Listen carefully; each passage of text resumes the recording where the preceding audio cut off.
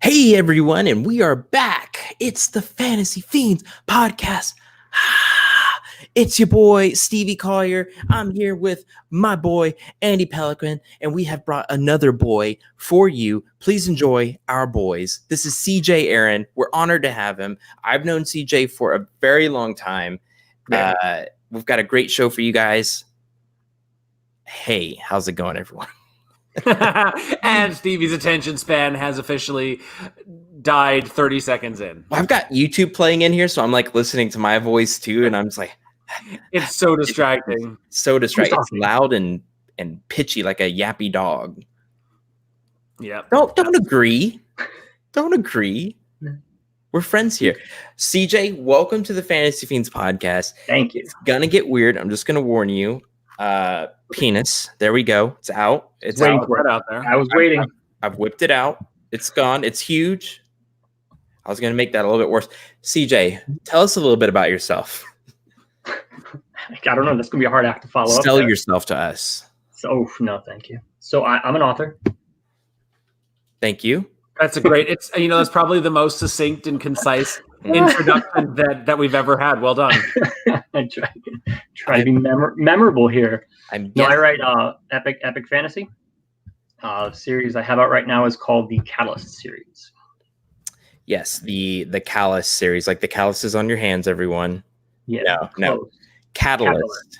Like yeah. A list. A list. Yes. I actually, when I use that word with people, they look at me, and they're like, I didn't know you knew big words. I'm like, screw you. Like, you can always see like a flash in their eyes. Like, did he just use the word catalyst? Do I even know what catalyst means? Steve, I haven't told you that in like 3 weeks. All right. Oh, so we got a good thing, Andy. That's smart. That was good comedy. That was good. You were on cue. But so yeah, it's called The Catalyst, people. You've probably seen it. It's blowing up on Amazon. They've got a really good audiobook by a very popular guy that everyone knows except for me, because I don't listen to fiction for some reason. I only listen to nonfiction. Who is the person? Travis Baldtree. Good. Baldtree. We actually had him on the podcast a few months back. We were talking with him and Jeff Kohanek just about the audiobook process and stuff. And man, he was so interesting. Like he actually showed us how he like really gets into the character, and like he basically did the performances for us that he does while he's recording. And it was like, it blew my mind. I'm like, I am never recording audiobooks because I can never be that good. I'll stick to writing. Yeah, I would. Andy, you would do good with reading. I actually started recording like the first paragraph of a short story, and then I listened over it and I was like, man, my voice sucks. Like just the voice. So it's really hard for me to actually, like hear my own voice recorded. I'm used to it now, but like actually, being able to do like audio editing or something, I don't know if I could do it because I'd hear the nasty side of my voice the whole time. Yeah, I've listened to mine because I do it for a separate business. I make like these affirmation YouTube videos, and I sound like a kid. But my voice fluctuates. Like when I'm excited, I'm a girl. But when I'm just talking to like Lisa or something, I'm big, deep, and raspy. Please tell me that's the voice you use for the affirmation videos. I am one with the universe. I am Batman. By the way, people, if you go to I'm not going to say anything, Andy. I want to talk to you about something later. A big surprise for everybody out there. Okay, if we go with it, but you're just going to leave it like that. Yes, I always leave people in suspense because I'm Batman. But CJ, we've been friends since you reached out to me with the 4 territories, right? Correct. I'm actually I'm embarrassed of that book. Honestly, and I love my baby, but like Stephen King says, sometimes you got to kill your babies. But the 4 territories needs a rewrite. But your message, I was actually going through a bad part of a time in my life. Andy remembers it, bad breakup, and you emailed me that, and I'm telling you, it stuck with me. I was in the hospital with my mom who had failed surgery, and I read that email of yours, and man, I got to tell you, it really helped me in that dark place. So been meaning to tell you that. It's Oh. like you were the first author I ever talked to. So that Andy was the first author I ever talked to. So it's like a triangle. It's a weird triangle here. Yeah, it's like a weird scissoring triangle. Okay. Except CJ, you're not the first author I've ever talked to. So it's like the triangle has been broken. Yeah. So it's a V.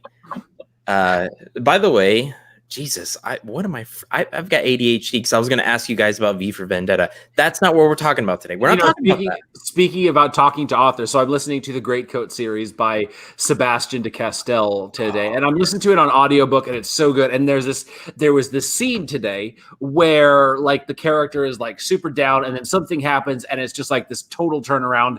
And I tweeted at Sebastian, and I was like, dude, this scene had like ripped me up like that scene from Lord of the Rings, at the end of the Return of the King, where they're like, you, my friends, you bow to no one, and everybody bows to the hobbits, and you're just like, oh my God.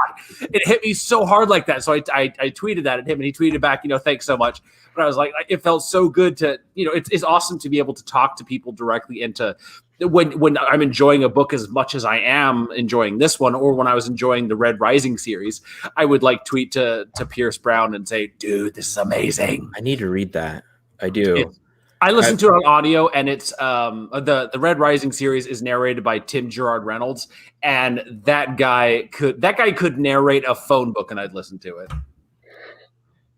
Wow, that must be some voice. Oh, he is probably one of the four most iconic voices in epic fantasy. Like if you look up epic fantasy audiobook narrators, you'll see Tim Gerard Reynolds, you'll see Michael Kramer, who does all of Sanderson's books.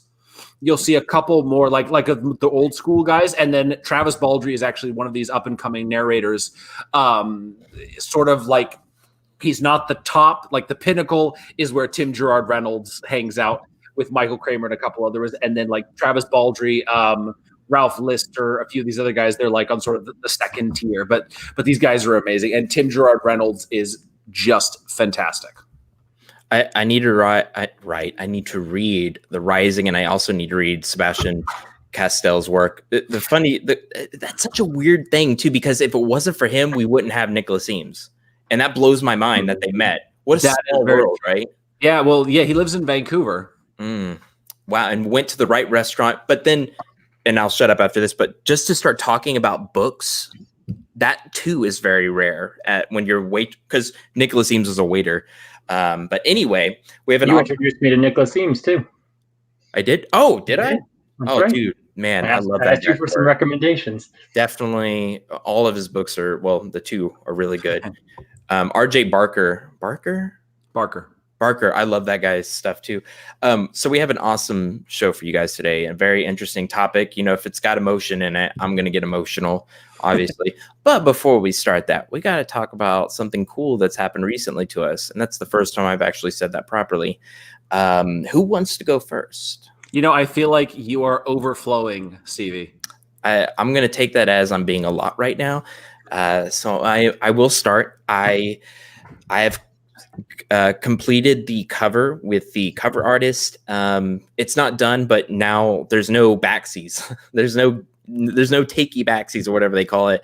The cover is set. It's going to be completed. We've got the background. I paid $95 extra to get a background with actual kanji and stuff. And I said Ninja and Fox, right? You need to say the title of the book. Oh, I'm sorry. Yeah, Ninja and Fox, which could change. I might. Did he fix the curvature of the sword? Good. Just gonna ask. You were gonna ask about the sword? Yeah, if it was the right side. Yes. Blade down, right up. She brought it up to me before I asked about it, and she told me that the reason why she did it was it made the image lopsided. And then I was like, but we still got to fix it. It's going to bother everyone, and I can't have that hanging on my wall. She fixed it. It looked completely fine. It looks so cool. And we also chipped the blade. I don't want to show anyone else now. We'll wait till it's finished, but we got some. It's going to pop. Fun story about that, though. I sent her the kanji for the background, And she replied in full Japanese. I'm like, you speak Japanese? And she's like, well, that's how I'm working with Shonen Jump. I speak the language. It's like, I guess that makes sense. That's pretty cool. Actually, on that random tangent, our guest next week, Poppy Kuroki, I'm going to pronounce it the Japanese way. She actually lives in Japan and is, I believe, married to a Japanese man.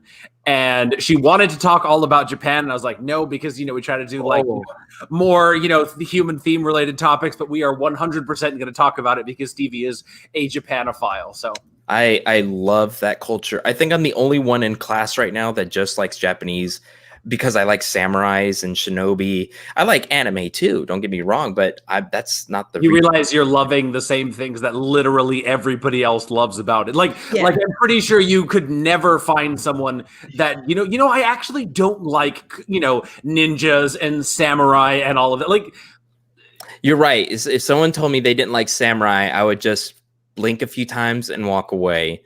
And for the first time in my life, I would be speechless. CJ, please tell me you like samurai. I don't like them. Oh, you son of a. Okay. All right. Roll off the. So that's basically my good news. Bad news is I'm not doing well in Japanese. It suddenly got incredibly difficult. I didn't know adjectives conjugate like verbs in Japanese. Son of a bitch. I'm not kidding. They conjugate, and it's freaking hard. Everything about Japanese is just difficult. Like, aside from the pronunciation. The pronunciation is easy, but everything else. I'm gonna move it on to you, Andy. I just got to tell you that I did actually start my eyes were watering a little bit last night, so I was so frustrated with these adjectives, and I did bad on the quiz, which I never do bad on quizzes. So anyway, good news is cover is finalized. I'm gonna be working on chapter 3. Sorry it's taking so long. One more final thing. I'm finishing the IMX series at book 4. We're just ending it at book 4. I found a really good ending for it. So we're going to stop it at book 4, which is Does he die? Epic. That's like spoiling the whole series. Who's going to actually answer that question? I was just trying to see if I could sucker you into it. What book does someone die? That's so many. Jesus? Well, that's dark. But he doesn't really die. But anyway. It's fun to kill a character if it's done right. I mean, I killed characters in the last March. Like, the book ends with people dying. It's just fun. I thought you were going to say it's fun to kill Jesus. I'm like, Jesus, Andy. Jesus, Andy. Come on. This is not that podcast, Stevie. What podcast is it? Next hour. Next hour. All right, man. Andy, take it away. I'll shut up. No, CJ, would you have some good news to share? Yeah. Obviously, I do actually have some good news to share. I've got one thing that will dwarf everything else good I have to say. So our daughter was born with a incredibly rare neuromuscular disorder. She had a trach put in at 2 months old, so she was on a ventilator for a good portion of her life. And finally, the end of last month, she got the trach out. Finally, Whoa. so wow, no more breathing through a tube in the neck anymore. Opens up a whole new world. So it's kind of hard to top that in my world at least. It's seriously, and it's been life changing. A lot of all the books were written while watching her sleep in a dark room, watching hospital monitors and stuff like that. So it's been interesting. No wonder you're writing dark fantasy. Like, you can't write anything fluffy in a situation like that. And here she's been. No. Hey, so cool. She's actually been the inspiration for a lot of the character names in the book. Come from the pages and pages of character names she's written down. They're all colored too. Oh, wow. A lot of them are just random strings of letters, but that's okay. There are some nuggets in there that we worked out. So no, it's been an interesting go. Other than that, I should be finishing book 4, hopefully tonight, actually. So wow, fingers crossed. The end is coming tonight, maybe tomorrow. Dude, you blew mine away. I talked about crying over a quiz, so I gotta say that is really, really, really cool. And you texted me one of those character names. It was Wank. She spells it out. I've got a great character for your book. It's spelled WHANK. It's like, that is an amazing character. So I immediately sat and she's like, "Who are you texting?" I'm like, "Nobody." Like, I got one for you. She's like, maybe it could be Mr. Wank, or maybe it's the whole Wank family. I was like, "Oh, your daughter sounds hilarious. Daughter, right? Daughter. You have a daughter. Correct. Yeah. So most of books 1 and 2 were actually written in his room, trying to get him to go to sleep at some point on my phone. So yeah, most of those books were written on a cell phone. That's really cool. Truly feel bad for the first editors. Dude, well, seriously, congrats about your daughter. That made my night. Wow, guys. It made a yeah. Oh, yeah, dude. Very nice. Well, that's the great thing about the Fantasy Fiends podcast. We get a backstage look at all of our favorite authors. So we appreciate you sharing that with us. I have really bad athlete's foot right now. So, I mean, so there's that. I'm not even going to share. My good news is like I'm buying a new mattress this week. Like that's really, I cannot compete with, massive miracle of science and technology and health improvement for a child. Like, let's move on to the topic of the week. Like, he closed that down nicely. I do want to hear the good news from you though.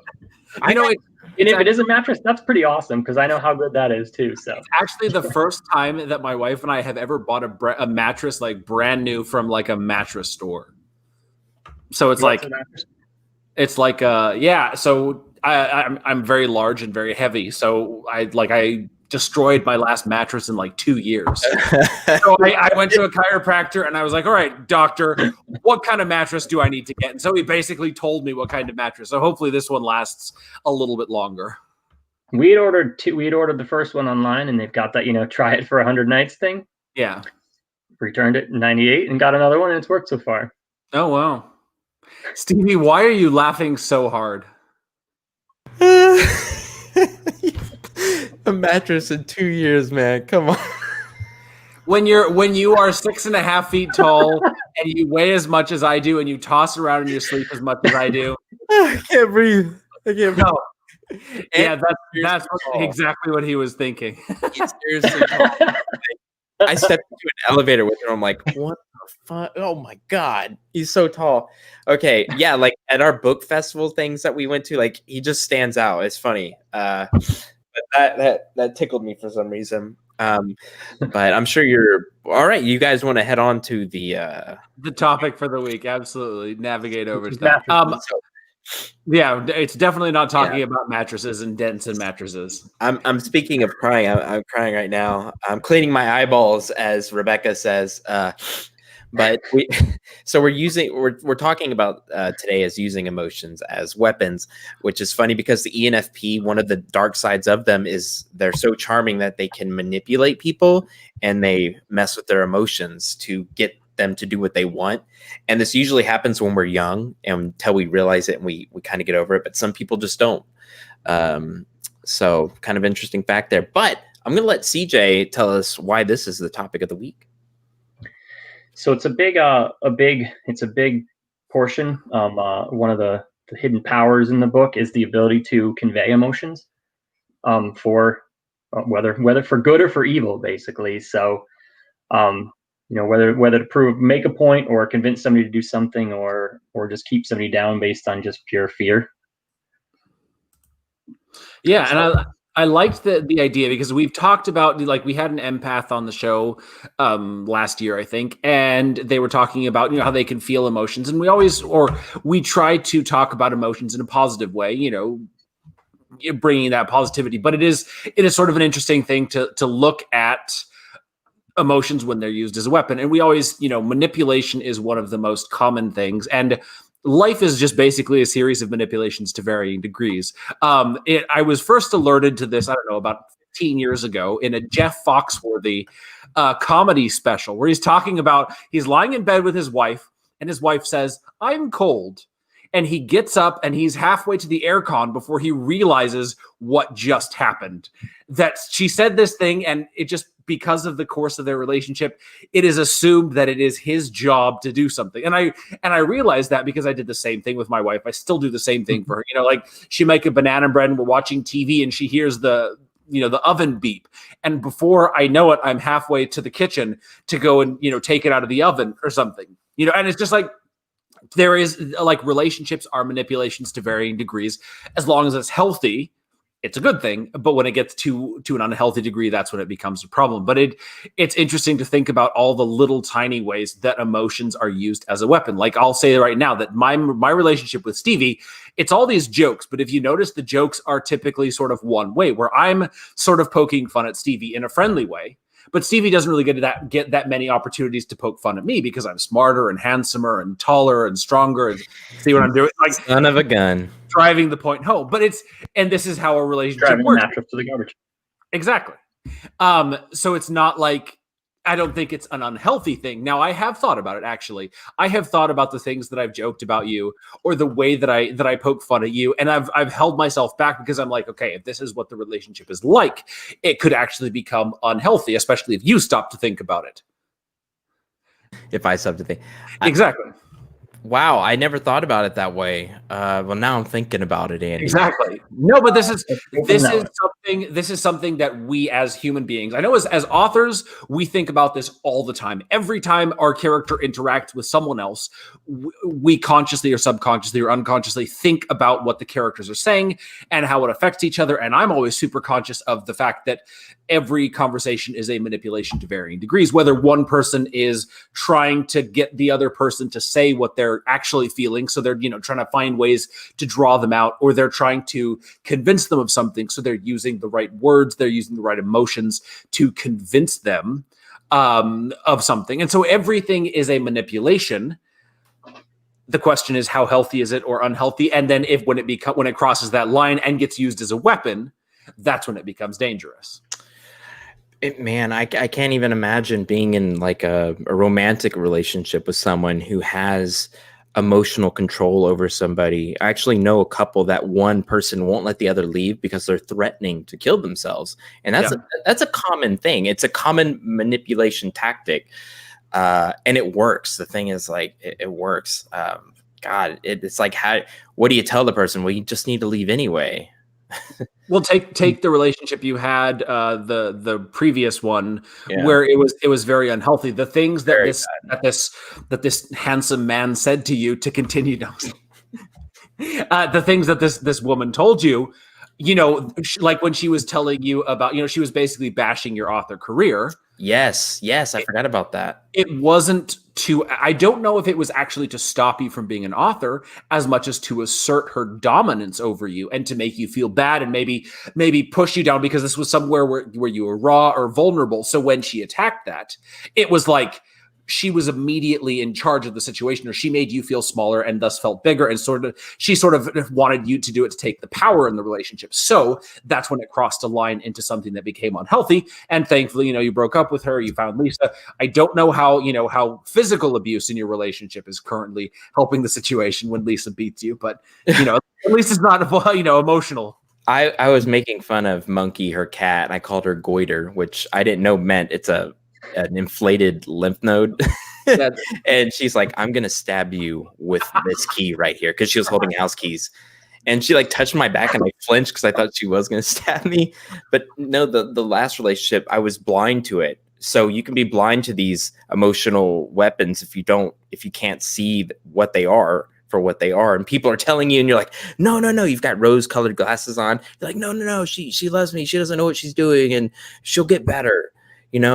Just give her time. And it's like, time for what? A rematch? It's when she started throwing stuff at me that I realized, this something ain't right. And she hit me in the face in the car one time with a plastic fragrance thing, and it didn't cut me or anything, but I made a big deal out of it. I was like, you freaking threw something at me and it hit me in the face. You did it out of anger. This ain't going well. And she goes, it was just a small little thing. I'm like, yeah, but there was a big intention behind it, and it's just going to grow. Yeah. And then the next day she packed all her stuff and left me with a $1,200 penthouse apartment. Hooray.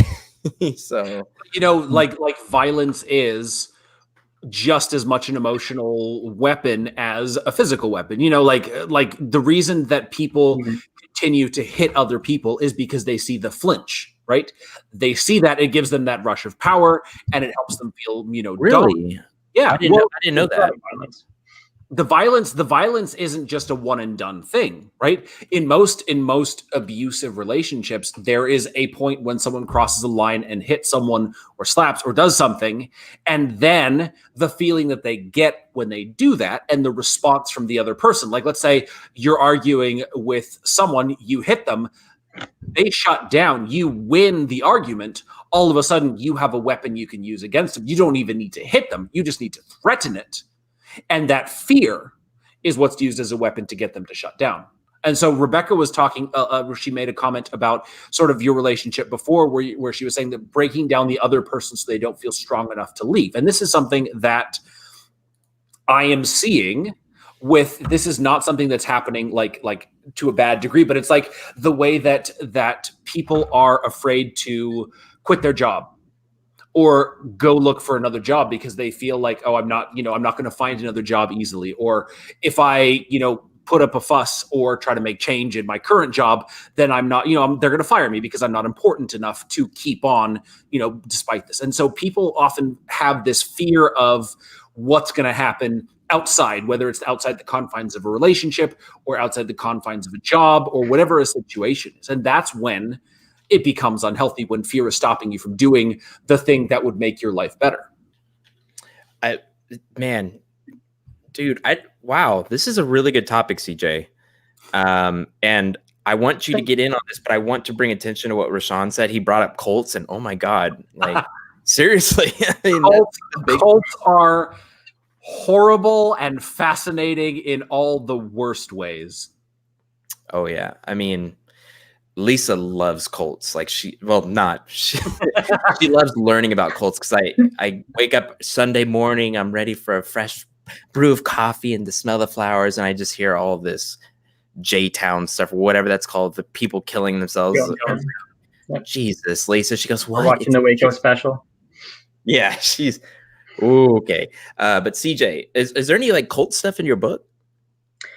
No, it's not. I don't think I put any cult stuff in there. No, it's really, the Ryle and the people that have the ability like him were historically, they would use their emotions not to. They're really a race of educators and scholars and teachers, counselors, yes, but they were never in the position to rule. That was just something that was completely against what they wanted, what they were all about to do. So they were there to help people, for the greater good.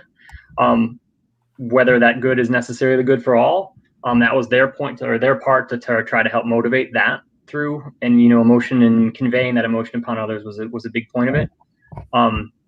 Their nemesis is now will use it to paralyzing fear to keep people down and subjugate the tributes and the characters in the book now. So it's kind of a play off. The one side is good, it's good and evil. One side uses the positive emotions, the other side we counter it with negative emotion. But then even those positive emotions, they can be dangerous in and of themselves. So I'm working on the Cerberus series, and the AI in the character's brain, sometimes she triggers like a flood of dopamine or serotonin or sort of the feel-good chemicals. And someone messaged me the other day, and they were like, this could, he's an addict, a recovering addict. This could breed another addiction, another dependency on these dopamine hits to feel better. And it was such an interesting concept because for me, every time this AI does it, she is trying to help him. And it never occurred to me that using this potentially, intentionally positive thing could actually have downsides. And so I think that's one of the ways that like abusive people, they sort of keep they stay in the relationship because on the one hand, they are terrible and abusive and violent and angry and all of that. And then the rest of the time they're like ridiculously charming and overly romantic and, super affectionate and like they are the perfect partner, boyfriend, spouse, girlfriend, lover, whatever, half the time, and then the other half the time they are horrible monsters of people. Or that's obviously way over exaggerated, but that is, these positive emotions can be just as addictive almost as much as the fear that causes people to not want to get out of things.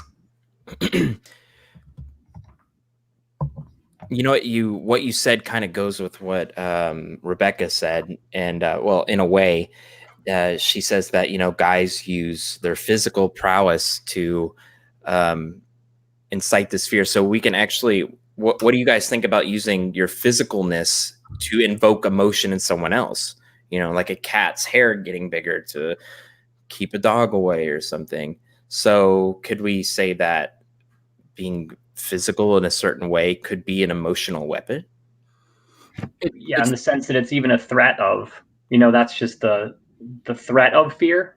It's just, you don't even have to, the emotional damage, like you were saying before. I mean, even just threatening violence can spark that same reaction. You don't actually have to touch things. So yeah, puffing up like cats or animals do in defense. Yeah. Can do the same thing. And what's frustrating is when you're on the outside, it's so easy. The answer is right there, but the other person is so entranced. Take Colts, for example, they just won't listen. And it's just fascinating that the brain will follow these things and just get stuck in this concrete while someone is abusing them mentally. And then they see it as a positive, And that is like, oh, she just keeps me down to earth. And I'm like, dude, you have a black eye. Or he or whatever. But it kind of reminds me of that Red Jumpsuit Apparatus song. Face down. Face down. Yeah, I think it is Face Down. It played on our Alexa the other day, and Lisa changed it, and I was like, oh yeah. She wasn't in the mood for that song, but I do love that song personally. Yeah. But it's a good one. But I mean, it just goes to show you that this stuff is not rare. No. And this is the thing that is so insidious about it, and what makes it so important to talk about it is that it's everywhere. Like every single relationship. You didn't know that I was using humor, sort of put down comments in our relationship to sort of establish, maintain the power dynamic that we started out with. Now you know it. Maybe you'll start realizing, hey, I don't like it, or maybe it'll be like, yeah, whatever, I don't care. But the more you look for it, or the more you are aware of it, the more you see how it pervades everything. And so when people start thinking about it and they start realizing it, then they start looking for it in other areas of their life. And that's when they start to notice the ways that it might be unhealthy, or where there may be some sort of situation where emotions are used against them as a weapon or as a tool to control them. And so the more it's discussed, the more it's brought out into the light, I think the more people are able to actually see and confront the pervasiveness of it. And what people don't see is like, Andy, I know what you're doing and I like it. And what people see on this podcast is a very intense, condensed form of my real self. But when it's just me and Andy talking, I'm actually pretty serious most of the time. We're talking business, we're talking life, we're exchanging advice and stuff like that. And Andy treats me as an intellectual on the off time, but on the show, we're our silly selves. That's what I see it as. And I'm pretty aware of this, and I like it personally. I look forward to my Thursdays. So it is interesting that I love that you brought that up, and I'd love to talk on this on another episode as well. 803, we can continue, right? Or no, we probably need to get to the reading, don't we? It's a good natured fun. I mean, that the jokes aren't coming from a negative place. They're coming from a place of, camaraderie and humor and, genuine love. Exactly. Love each other. So, but then as something that, as the person sort of telling the jokes, it actually I just became aware of it for the first time like a month ago. I made some joke and I was like, wait a minute, what am I like this joke that I made? Did I just go too far? Exactly. And so since then I've been okay, I'm going to make this joke. It's good, it's okay, it's fun, or okay, maybe I'm not going to make this. It's just like I am now aware of it, and now that we've talked about it way more, I'm even more aware of it. So it's just that's funny. It's important. I do that too. Sometimes I think I go a little bit too far on the podcast, and I'm sitting on the couch with Lisa, and I'm just thinking like, I really hope people don't think I'm that person. But real quick before we move on, I got to say this whole topic reminds me of Grima Wormtongue from Lord of the Rings and the King. The power he has over the king, and it changes his complexion, and makes him this mean person. And then as soon as Wormtongue's out of the picture, we have this completely different person. It's severed the dead limb, and I just in the makeup the guy had to go through to change or whatever. Apparently, it was like kind of new for its time, but I think that's a really good visual of someone who's getting abused in a relationship, maybe. Except the king is pretty aggressive when he's got it. If you read Terry Brooks's book, The Sword of Genara, it's basically just a ripoff of Lord of the Rings, but it's got different stuff. But there's a king who's being tricked by a little nasty dude who's feeding him it's magic. But anyway, there is this stuff is in fantasy all over the place. It's all over the place. It's infested. So I love that we brought it kind of the surface and we're able to talk about it. But does anyone else, before we move on to the reading, does anyone else have like an example besides Wormtongue? There's some in Harry Potter too. I mean, the Dementors are pretty much the embodiment of fear as a weapon. Boggarts, yeah. Boggarts, because they play on your worst fear, maybe. But I feel like a lot of Harry Potter is the CJ, man. I feel like you're not getting a chance to talk. You had okay. Well, before we move on, CJ, I got a question for you about Ryle. Does he ever get over this weapon that's being used against him, or is that the constant struggle? There is a constant struggle in that state of life, but there is a freedom that comes too. So he is free from that life, but it's a struggle on his part of being able to use the emotion as well, and keeping not crossing the border of using it for the wrong purposes. So he does get over it, but it's a constant. Even the fear of what had happened in the past and those memories they linger. I am fascinated to hear what you have to say about Andy's question at the end of the podcast. Andy, we cannot forget to ask him. I want to know. No, yeah, we definitely will. But guys, let's get to the reading. This is from the first book, right? The Catalyst? Correct. That's The Catalyst. Again, guys, that is on Amazon and Audible. Go pick yourselves up a copy.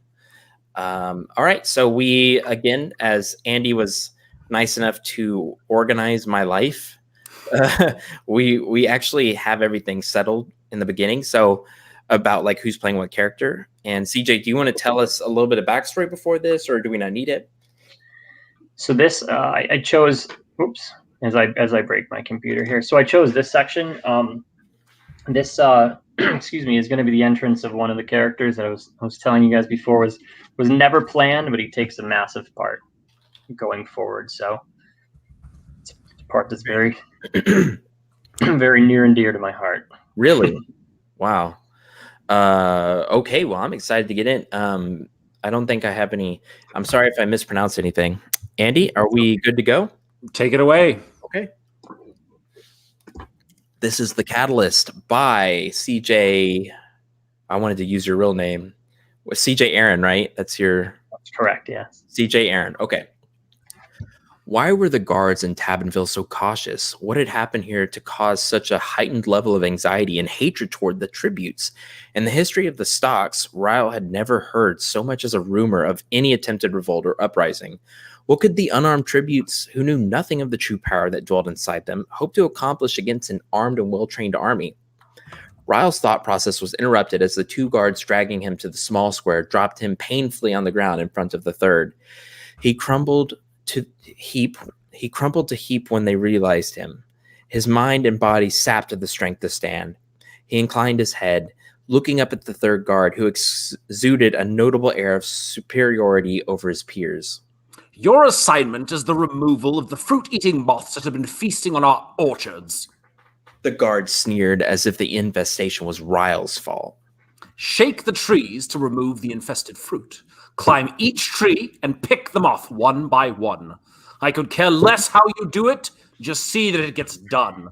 Remove the rotten fruit, collect the moths, and burn them in piles every few rows. Supposedly, this will keep the sensitive little buggers away. Straightforward enough, Even your pathetic mind should be able to comprehend it.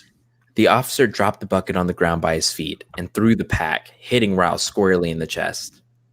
I expect the flint, striker, and bucket to be returned every night.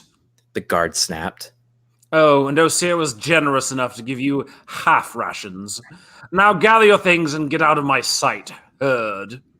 With that, he turned and stormed off, heading in the direction of the officer's quarters. A tribute was already out front of the gate, maintaining the perfectly pruned hedges.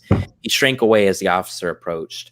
Raoul shook his head in disgust as he forced himself up to his knees, slowly rolling up his shoulders to stretch his back and neck. His respite was short-lived. The unexpected force of the heavy boot struck his right shoulder, a jarring, painful shock that sent him sprawling out on the hard-packed earth of the square. The small metal bucket clinked loudly as it bounced several meters away. Weren't you listening, herd? The rough voice of the guard hissed. Raoul worked himself onto his hands and knees, clutching the rope of the small pack in his fist. A heavy boot caught him in the midsection, lifting him into the air. He landed hard on his side. Raoul rolled to his back. The blow had sucked the air out of him while sending an excruciating jolt of pain through his chest. For a panicked moment, he gasped as he struggled to breathe. The precious air had barely reached his lungs when rough hands dragged him to his feet. Get on your way now, the guard demanded, pushing Raoul toward the bucket that had settled to stop several meters down the road. Staggering forward, he expected his legs to give out on him as he stumbled along. The pack that was still locked in his vice-like grip dragged along behind him. Every breath shot searing pains through his torso, radiating outward throughout the body. He braced himself, placing a hand on the ground. Staggering forward the few steps to the bucket, he coughed an agonizing, racking cough, and a wad of dark crimson blood drooled out of his mouth. Raoul could hear the guards' celebratory laughter behind him. The urge to stand defiant in the face of their insults threatened to turn him around. He involuntarily rose up to his full height, shoulders rolled back, hands clenched into fists. For a second, the world seemed to grind to a complete stop, and the pain disappeared. Raoul struggled internally to quiet the feeling. He knew nothing good could come of it. In his current state, despite the intense feeling to fight, he had barely the energy to walk. Breathing was becoming an increasingly laborious task. Raoul sucked in a deep breath as his body would allow, bent down and collected the overturned bucket, wincing at the agony. Slinging the rope to the pack over his shoulder, he began shuffling down the road. The friendly limbs of the Erlin looked to be an eternity away. He could feel their call growing stronger with every shuffled step. Keeping his head down, Raoul avoided making eye contact with the guards as he passed the barracks and a small warehouse. The few he passed lazed around outside, barking out orders at the unlucky tributes that were assigned to maintain the properties of the guards. He heard a few random insults cast in his direction, but he had long since learned not to pay those any mind. Slowly leaving the main village behind, Raoul again steered himself toward the opposite side of the road as he approached the stables. A habit formed out of hard lessons. He placed as much distance as possible between himself and his last obstacle before entering the safety of Erlin. A group of 3 guards sat lazily, playing a game on a small wooden table. He was about to breathe a sigh of relief as one stood up, a look of disgust and hatred written across his face. The guard was slightly taller than Raoul, and, even from a distance, his well-defined arms bulged through his ill-tailored uniform. His tight-fitting sleeves were out of place in comparison to the loose-fitting torso. Raoul increased his shuffling pace, watching the guard out of the corner of his eye. The guard stepped around the others, who made no attempt to move as he brushed past. The direction of his quick steps left no question as to their intended destination. Raoul turned to meet the guard, who was fast approaching, carefully placing the bucket down to his side. Right there, herd, the guard hissed. His right hand appeared to be fidgeting with something on the lower portion of his shirt. Yes, sir. Raoul answered feebly as the guard reached him. The guard's next statement came not in the form of words. He lashed out with both hands, pushing Raoul in the shoulders. Still weakened from the painful night and morning, Raoul went down, involuntarily curling himself into a fetal position, facing away from the stables. His bag slipped from his hand, sliding to the ground in front of him. Really sorry about this. Ain't no other way, the guard whispered as he knelt down over Raoul. All hint of anger and animosity was gone from his voice. Ryle turned his head slightly, looking up in shock as the guard made a mock show of violently roughing him up. You'll stay down if you know what's good for you, the guard screamed, more over his shoulder than to Ryle. Gotta keep up appearances, eh? He whispered, reaching into his shirt and pulling out a small flattened package. The guard roughly grabbed Ryle's bag with his other hand, making an exaggerated show of rummaging through it as he slipped the package inside with his other hand. There's dry cloths and some extra food in there, the guard whispered calmly. I'm not perfect, ain't no monster though. Ryle looked up at the guard in shock as he tore off a small piece of the hard, stale bread Ryle had been given for a meal. The guard was older than Ryle. He looked to be somewhere near his 13th cycle, his brown hair trimmed short, as was the typical style with the guards. His slightly crooked nose, weathered skin, and multiple small scars told of a life lived in hazard. Gone from his face was the angered sneer and hate-filled hazel eyes, replaced with a sympathetic smile and a look of sorrow. Thank you. Ryle mouthed the words, no sound coming from his throat, but the message rang out clear as day. Stay safe, the guard whispered with a wink as he tossed the small piece of bread into his mouth. He stood, dusted off his shirt and pants, made an overdramatic kick that landed just behind Ryle's lower back, creating nothing more than a cloud of dust. With that, he turned back to his companions, throwing his arms out to his sides. What? He yelled back at the other guards. I was hungry. Laughter erupted from the pair as he strode quickly back to the table. For a moment, Ryle lay motionless on the road. The actions of the lone guard had taken him by surprise. The sentiment had shaken him to the core. In all his cycles in the stocks, he'd never experienced anything quite like it. Never before had he seen or heard of a guard treating a tribute with kindness. Concocting an elaborate ruse by which aid could be given in the face of the other guards was a thing of legend. Ryle wondered who this guard was. For a moment, he smiled. Damn, that sucks. His life sucks. Yeah. I think CJ might be frozen here. Oh, there he is. I know. It kept freezing in the few times that I had to talk. It kept freezing. It worked out. I was like, oh boy, here we go. I'm going to sit there staring. Yeah, you've got like your mouth hanging open. Dude, that was awesome. Really enjoyed that. Okay. Yeah, no worries, CJ. Andy, I can just go ahead and close it out now if you'd like. Yeah, let's do it. We got to ask CJ the question. Okay, yeah, we can ask the question now. So, CJ, the question, if you've watched the last couple of episodes, you'll be prepared for this question. The question is, what are 2 vital habits for a successful human being? Habits or traits for a successful human being?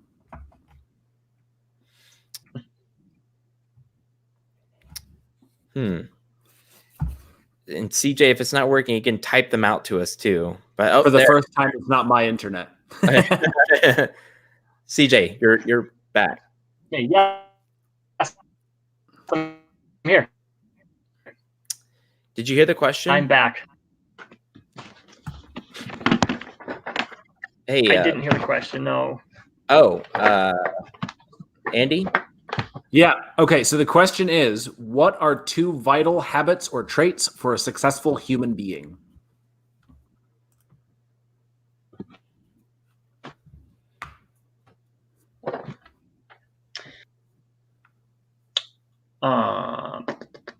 First 2 things that pop into your head. Let's see how your brain works. That's what I'm interested in. Oh, wait, is this a personality test? Because I don't know mine. So are you guys? No. This is just like what you think are the most important things for a successful human being.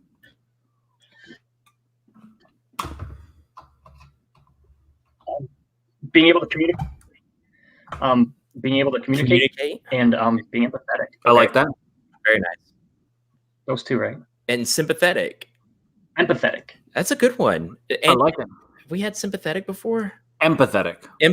Okay. Yeah, we have. Yeah, empathetic is another one that people often say, or that has come up before, and I like it because it basically means being able to feel what other people are feeling. Sympathy is just like there's no connection there. It's like you feel bad, man, that sucks for you, right? Doesn't really do anything. Empathy is like you feel bad, I feel your pain, I understand, I empathize. I like that. And communication is so important, and it's so funny because we need it nowadays more than ever. So for sure, now More that, of that. yeah. Well, CJ, thank you so much for being on Fantasy Fiends podcast. It's been a long time coming. Where can people find you? You can find me at cjaaron.com or on Facebook at cjaaron.author. Okay, so he said cjaaron.com. You can get him on. You can follow him on Facebook at /cjaaron.author. I believe that's what I heard, right? Awesome. CJ, yeah. So at cjaaron.author. Author on Facebook or CJ. If you go to Facebook and you search CJ Aaron, you're gonna find him. I guarantee you. It's the book cover is his Facebook profile pic. Correct. CJ, thank you very much for being on the air with us. Thank you. Yeah, this was awesome. Thank you very much. Andy, what's going on? It's been a pleasure. Monday, we are actually entering the new season of Deranged and Questing, the Necromancer's Idiot Apprentice. We just found out at the end of the last episode that the pixies have been saved and a new spirit has come to petition the help of our heroes. And this spirit is a goblin, which, as you all know from the prequel episodes, is Grak's natural enemies. And of course, you know that as soon as he hears the goblin's request for help, he's going to be like, hell no. And so basically this whole arc is going to be Grak basically having to overcome his hatred of goblins, which is going to be kind of fun to play. I'm super excited to see what sort of situations he is going to be put into and how he is going to react.